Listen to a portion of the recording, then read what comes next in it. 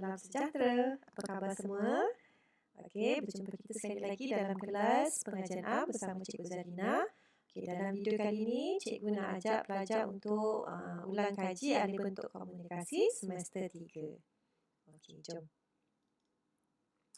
Okey, dalam video yang lepas, Cikgu dah pun kongsikan berkaitan dengan pola perbandingan soalan berkaitan dengan jumlah. So, kali ini berkaitan dengan apa pula?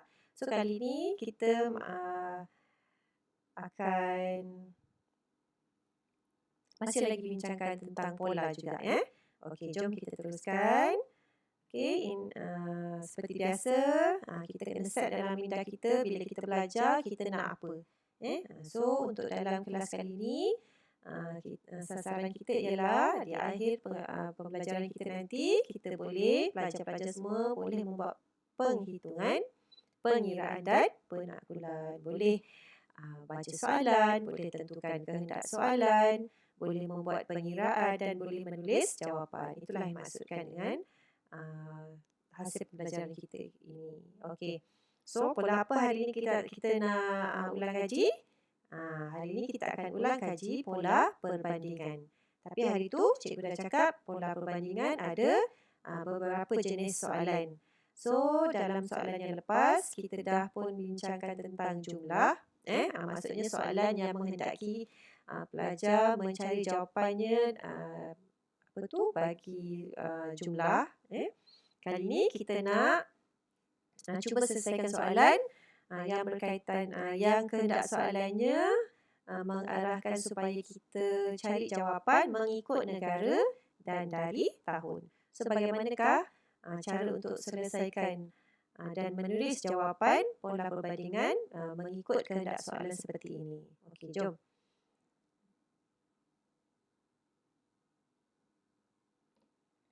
Okey.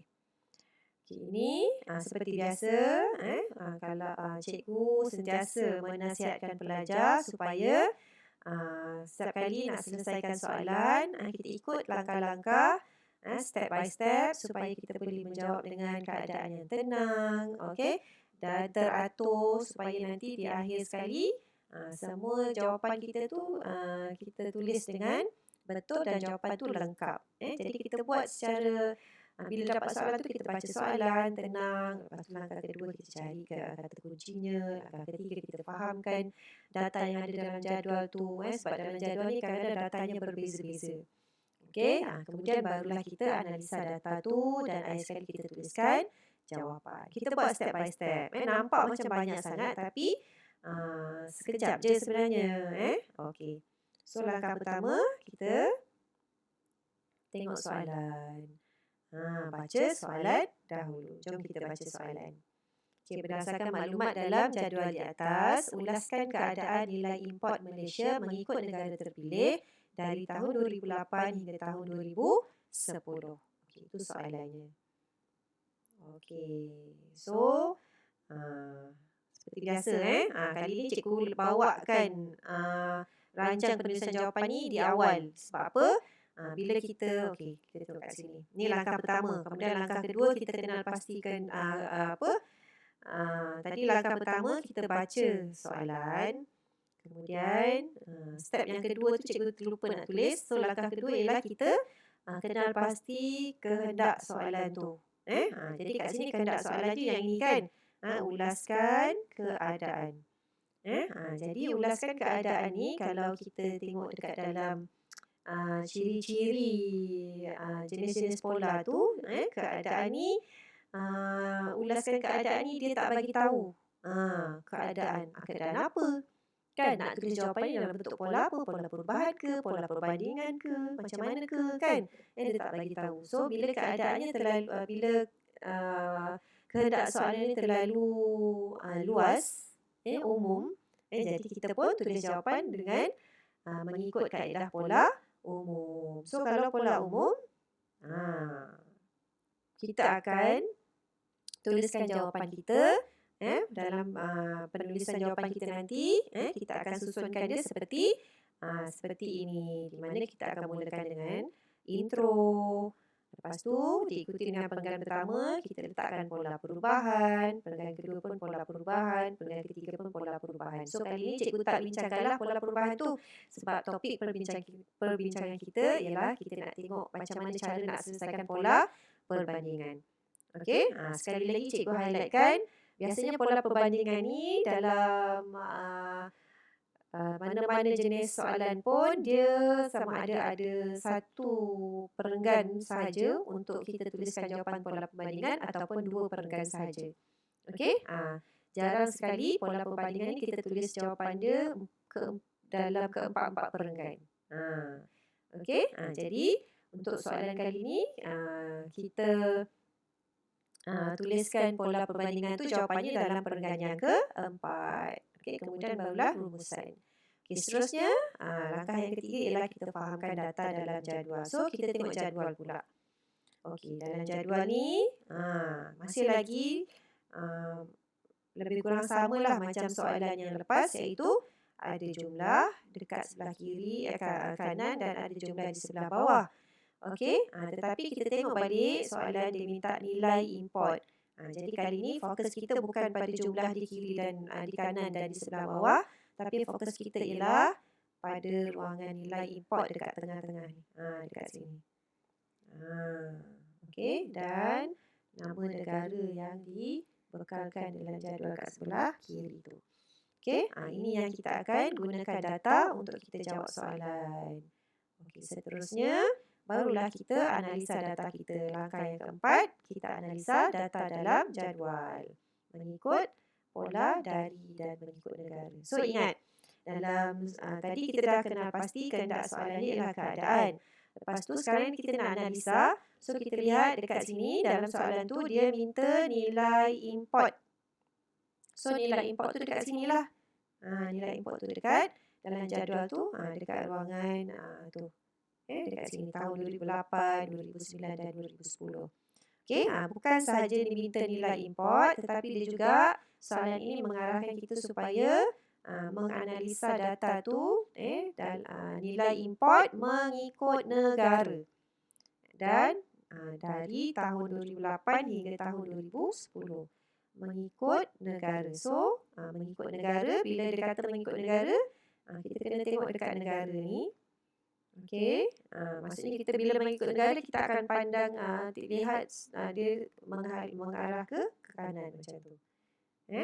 Kemudian dari tahun 2008 hingga tahun 2010. Jadi setiap tahun ni kita kena tengoklah setiap tahun ni macam tu. Cara kita nak baca data dalam jadual. Jadi kat sini cikgu dah pun tuliskan. Cikgu pandang dulu, comot. Okey, dalam jadual ni cikgu dah tuliskan. Cikgu dah tentukan. Okey, anak panah hijau ni menunjukkan bahawa kita akan baca data secara melintang ke kanan.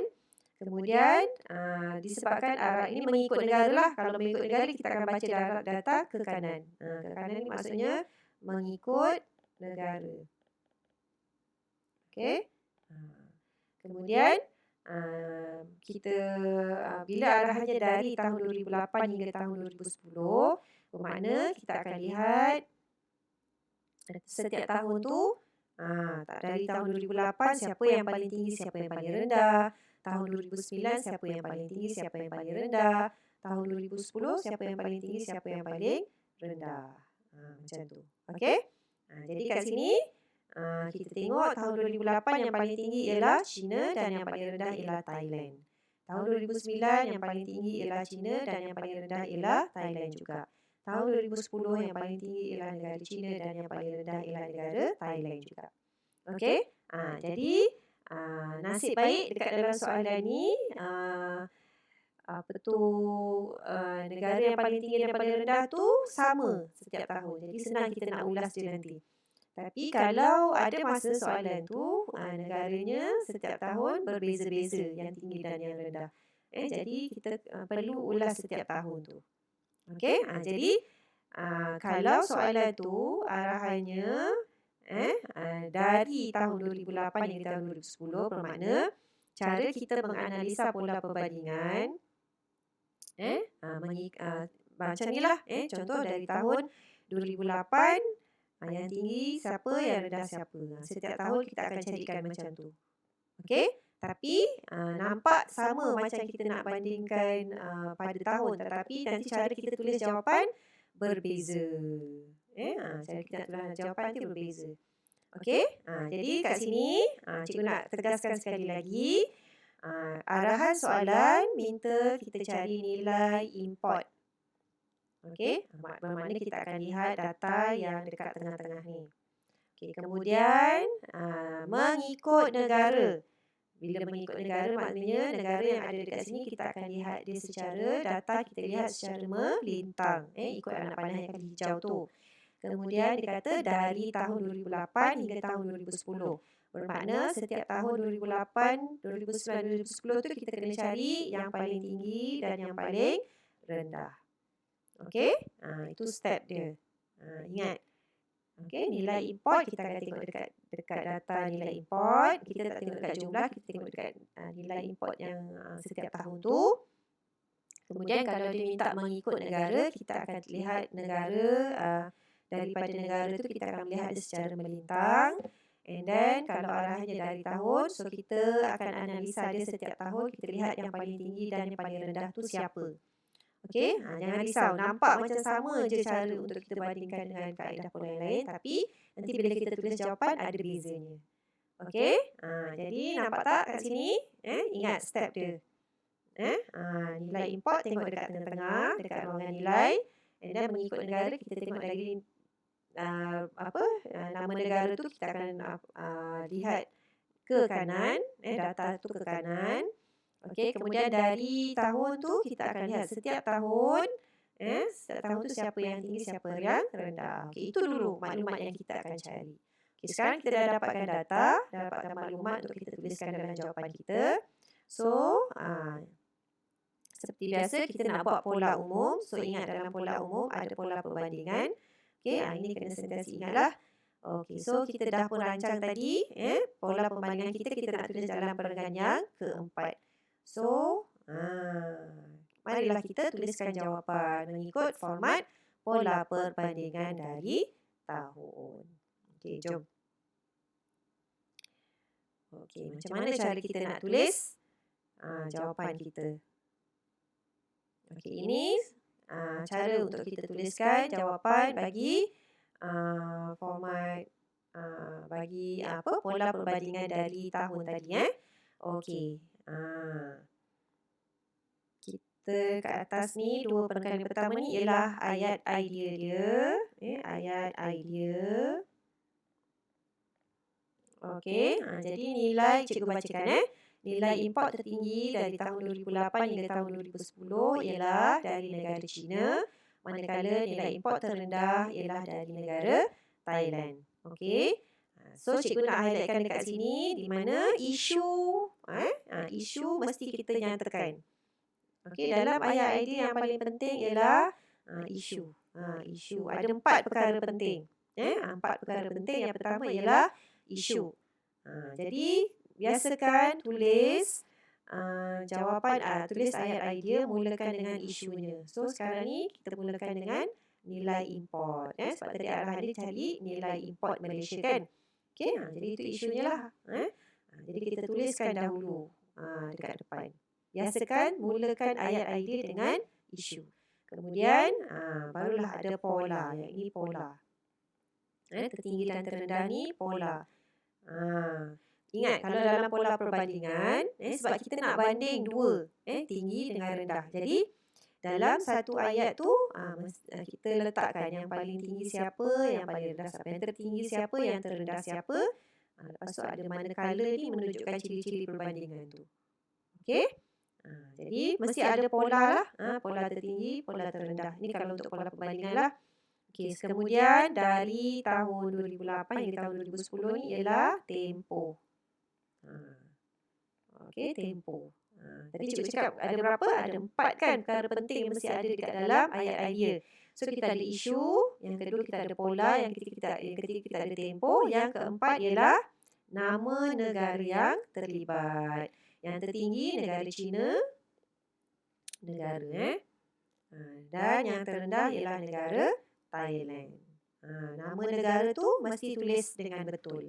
Yang ini kebetulan nama negara dia satu yang tertinggi tu China saja dan yang terendah tu Thailand saja. Jadi kita tulis inilah satu tinggi dan satu rendah. Okey, tapi kalau ada banyak negara, so kita kena tulis banyak. Contohnya tahun 2008 China, tahun 2009 Amerika Syarikat, tahun 2010 Singapura. Kena tulis setiap satu tu secara detail. Okey, jadi harap-harap nanti kalau jumpa soalan, dapat soalan yang sama macam ni, seragam aja. Maksudnya negara yang sama je tinggi setiap tahun dan rendah setiap tahun. Senang nak tulis jawapan. Okey, jadi yang cikgu nak tekankan ialah dalam ayat idea, mulakan tulis ayat idea dengan isu. Macam contoh yang cikgu bagi ni. Kemudian, barulah kita teruskan ayat kita dengan pola, tahun dan nama negara. Boleh je nak ikut contoh yang ayat yang cikgu bagi ni, nanti pelajar ubah je. Mengikut kehendak soalan. Okey, itu petua untuk menulis ayat idea. Okey, seterusnya kita teruskan dengan huraian data. Yang bawah ni yang cikgu dah kotakkan. Kita panggil sebagai huraian data. Okey, jadi dalam pola perbandingan ni, data tu memang kita ambil direct dari situ, data yang diberi. So, kita tuliskan sebagai bukti. Kalau kita pilih salah satu, kita tulis sebagai contoh. Tapi untuk pola perbandingan ni, memang data tu ada dekat dalam jadual, kita ambil dan kita tulis dalam huraian, so kita panggil sebagai bukti. Okey, sebagai bukti, nilai import tertinggi pada tahun 2008 ialah negara China sebanyak berapa RM juta atau berapa peraturan ni atau lagi tulis bersamaan. Okey, bersamaan 24.8% daripada jumlah keseluruhan berapa juta. Nampak dia ambil nilai juta tu, dia tak ambil daripada dia ambil nilai keseluruhan ni, dia ambil daripada jumlah keseluruhan 270075 juta ni, dia ambil daripada dalam jadual pada tahun 2008 ambil daripada tahun 2008. Ikut tahun lah. Sebab tu nanti peratusnya nanti berbeza-beza. Okey, kemudian seterusnya tahun 2009. Okey, cara tulis dia. Nilai import tertinggi pada tahun 2009 ialah dari negara China sebanyak 6060 juta atau bersamaan 25.5% daripada jumlah keseluruhan. Nampak beza kan? Ini untuk tahun 2009 punya jumlah keseluruhan. Kita ambil, kemudian kita kirakan peratusnya.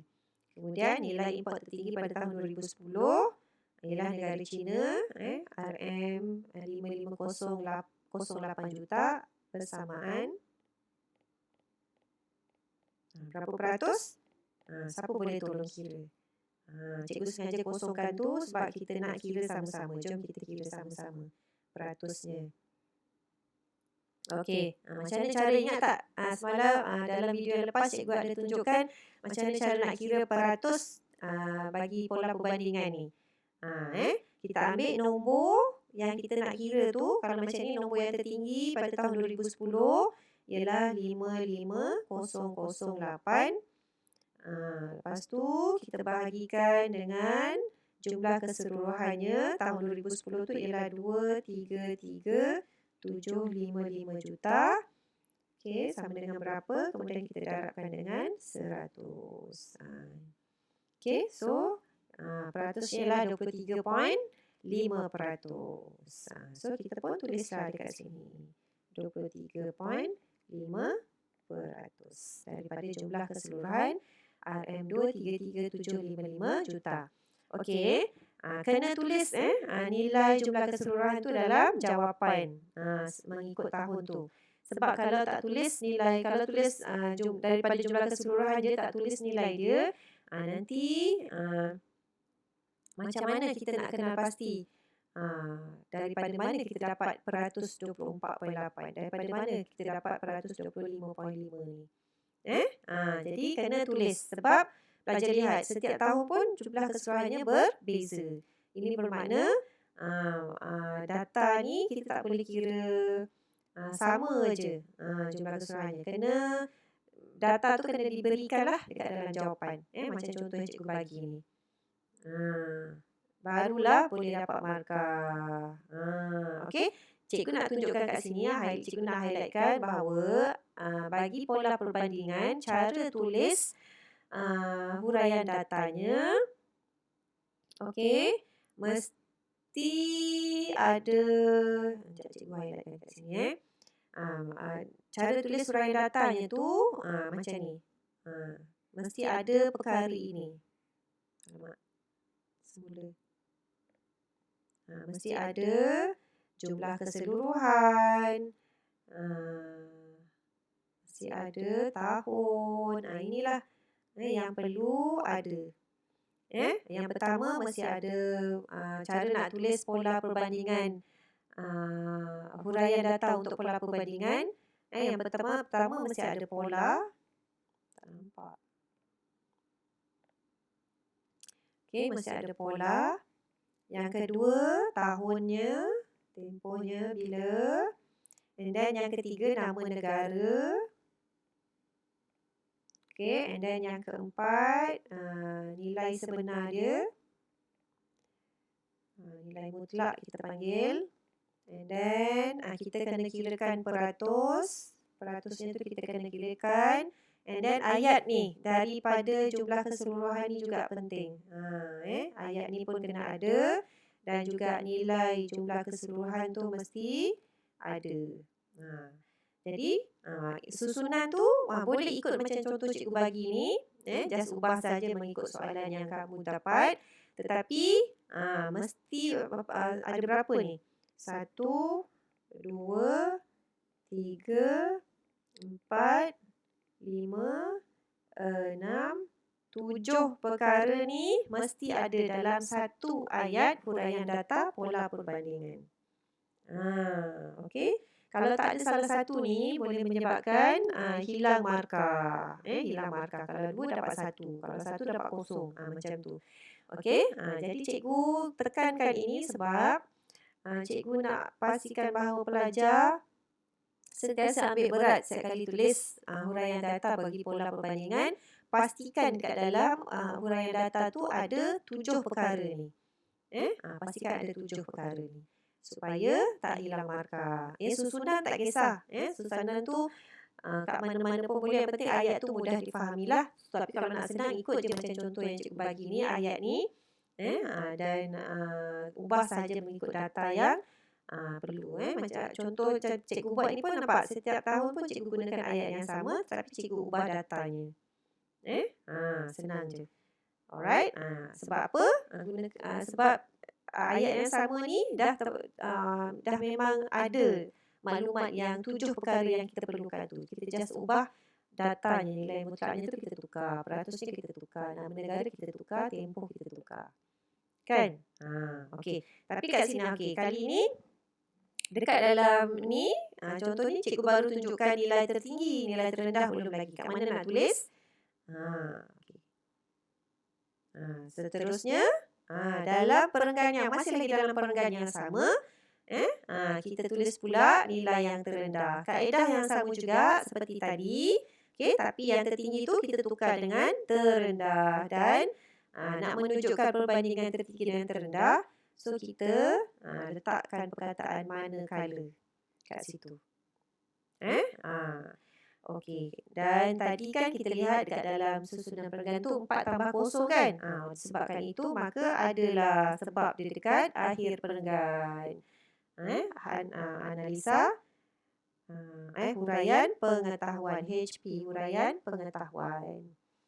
Sebab-sebablah kenapa berlaku tertinggi dan terendah tu. Sebabnya kenapa China lebih tinggi, kita lebih tinggi nilai import dari China berbanding dengan daripada Thailand. Okey. Jadi yang pertama cikgu nak tunjukkan cara tulis. Okey, dekat sini kedudukan pola perbandingan tu dekat dalam perenggan yang keempat dalam jawapan pelajar nanti. Okey, pelajar lihat perenggannya panjang. Sebab kita ada 2 analisa yang kita buat, iaitu tertinggi dan terendah. Yang ini tertinggi dan kemudian diikuti dengan yang terendah kat sini.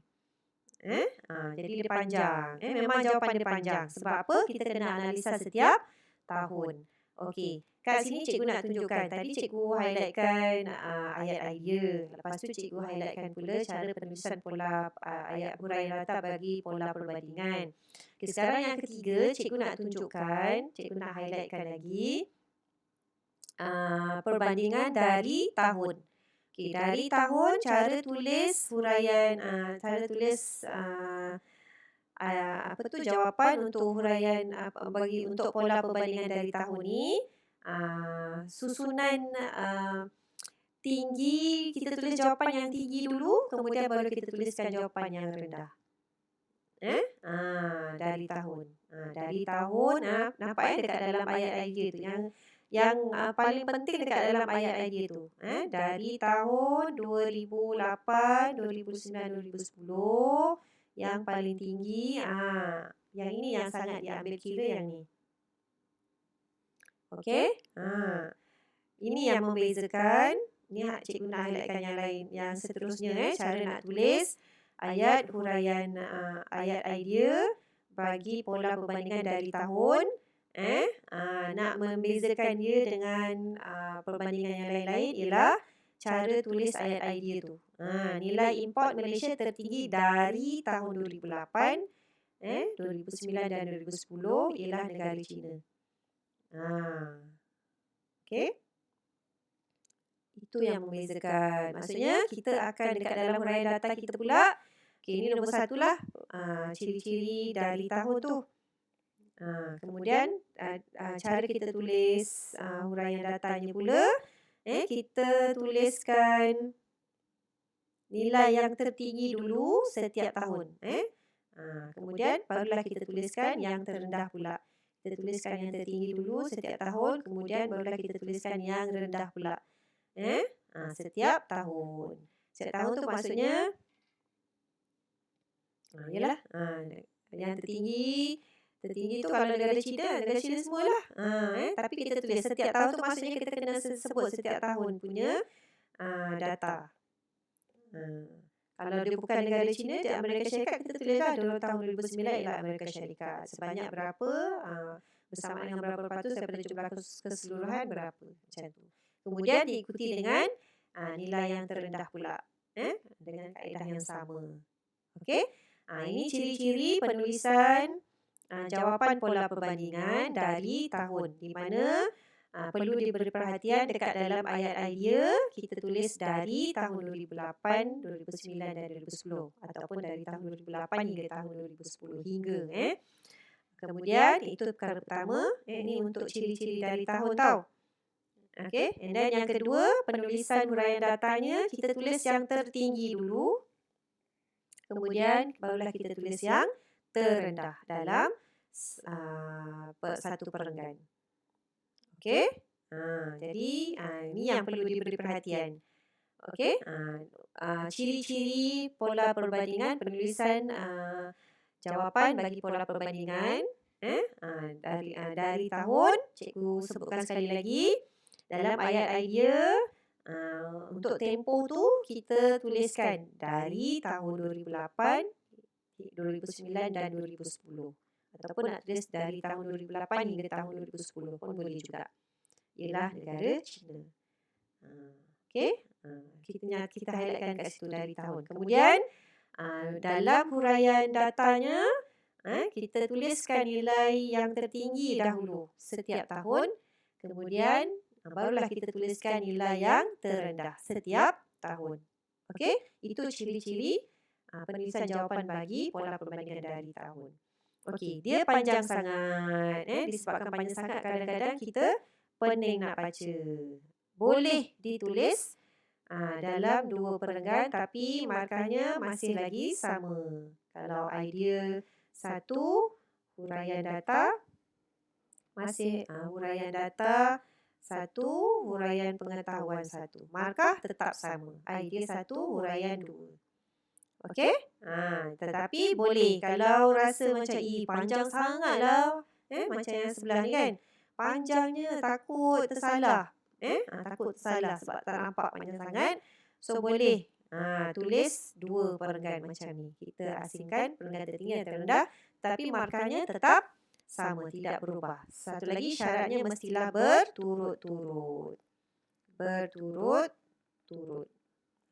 Tak boleh lepas tertinggi kita tulis pula jawapan yang lain, lepas tu kita barulah kita tulis yang terendah. Tak boleh. Mesti berturut-turut. Itulah syaratnya. Okey. Okey. Dah siap. Kita selesaikan soalan pola perbandingan mengikut negara dari tahun. So, cikgu harap pelajar perbincangan kita pada kali ini dapat membantu pelajar untuk menyelesaikan soalan berkaitan dengan pola perbandingan dari tahun, bagaimana cara nak menganalisa dalam jadual dan bagaimana cara untuk menulis jawapan dalam perenggan jawapan. Okey. So itu saja untuk video kali ini. Kita jumpa lagi dalam video yang akan datang. Bye.